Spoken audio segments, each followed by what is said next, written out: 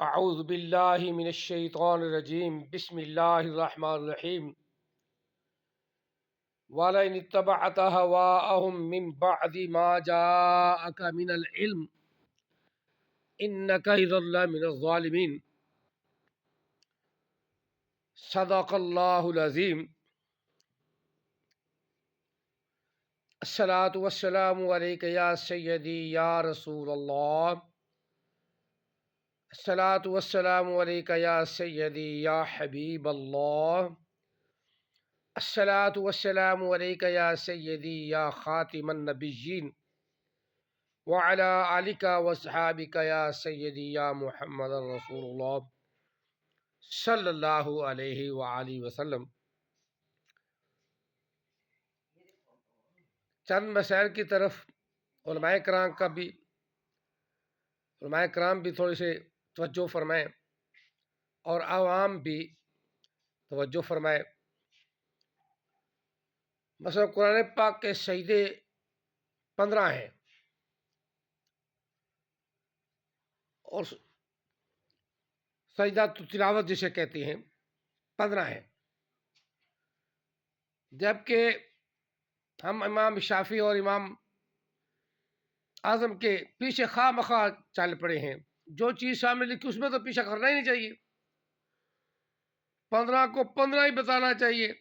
قرآن نہ شافعی کا ہے نہ امام اعظم کا ہے، قرآن اللہ کے رسول کا ہے اور اس کے اندر سجدے 15 ہیں۔ جو اماموں کے پیچھے لگ کر ہمیں اسے خواہ مخواہ ایک نیا موڑ دے دیا ہے کہ جی سجدہ تو تلاوت 14 ہیں جبکہ ہیں 15۔ اسی طرح نماز کے مسائل میں آ جاتے ہیں تو نماز کے مسائل میں سب سے بڑا مسئلہ جو ہے وہ یہ ہے کہ سجدہ جو سہو ہے، سجدہ سہو وہ کئی جگہ پہ واجب ہوتا ہے۔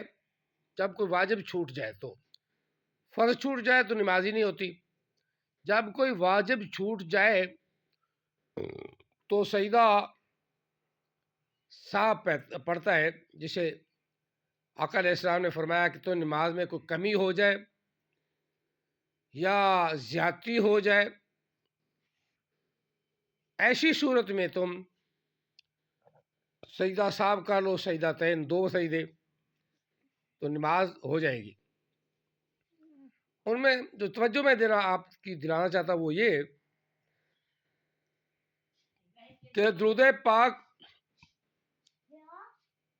آپ دوسری رکعت کے بعد سجدہ التحیات میں تشہد میں بیٹھے ہیں، تب جب تشہد میں بیٹھے ہیں تو عبدہ و رسولہ تک آپ نے تشہد پڑھ لیا، اس کے بعد بھول کر آگے یا جان بوجھ کر آگے آپ نے درود پاک پڑھ لیا اللہم صلی علی محمد، تو پورا کیا پڑھنا؟ ابھی جہاں تک آپ پہنچے ہیں تو ہم سب علماء کرام کا ایک متحدہ فیصلہ آ گیا کہ علی محمد کہہ لیا تو سجدہ صاحب پڑھ گیا، جبکہ نہ تو کسی صحابی نے بلکہ آقا علیہ السلام نے بھی سجدہ صاحب نہیں فرمایا ایسی جگہ پہ۔ اگر صحابہ کرام علیہ رضوان سے بھی درود پاک پڑھ جاتا تھا وہ پڑھ لیتے تھے، سجدہ صاحب نہیں کرتے تھے۔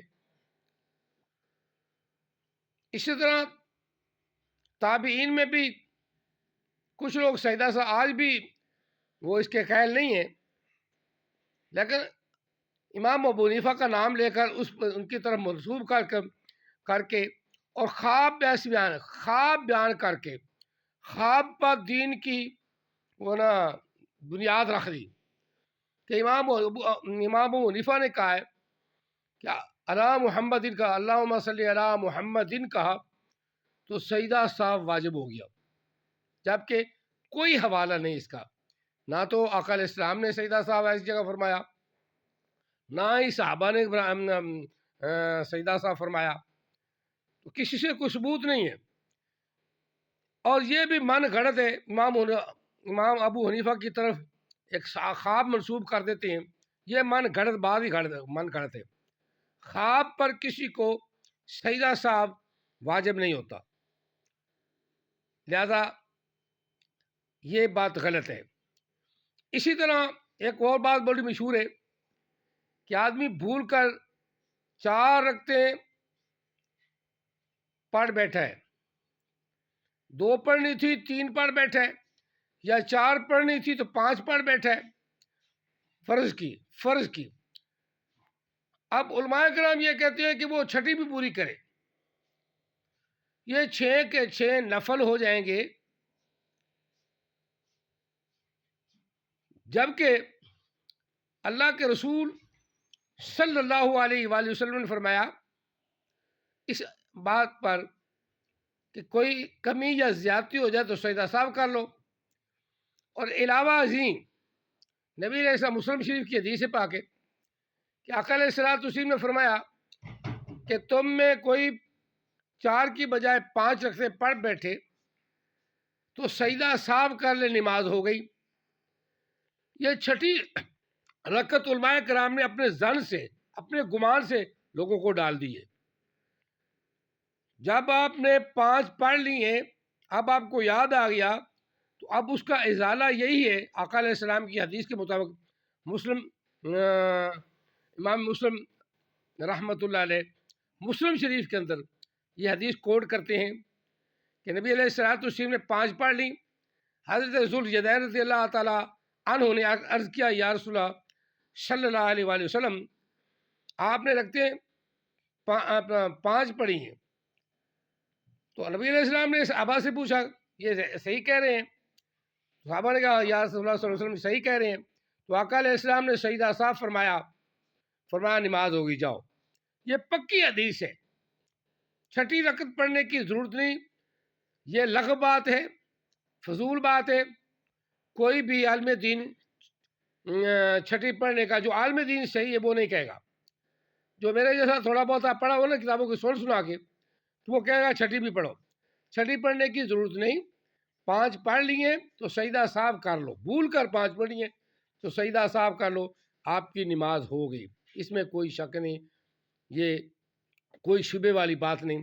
یہ 2-3 باتیں تھیں جو میں نے عرض کی ہیں۔ اللہ تعالی ہم سب کو عمل کی توفیق عطا فرمائے، اور اگر کوئی تحقیق ہو تو مجھے بھی بتائیں کہ یہ تحقیقی بات ہے کہ یہ حدیث پاک کا یہ معاملہ ہے، یا صحابہ کرام کی طرف سے یہ ہوا ہے۔ اگر کوئی ان سے عمل ہوا ہے تب بھی ٹھیک ہے۔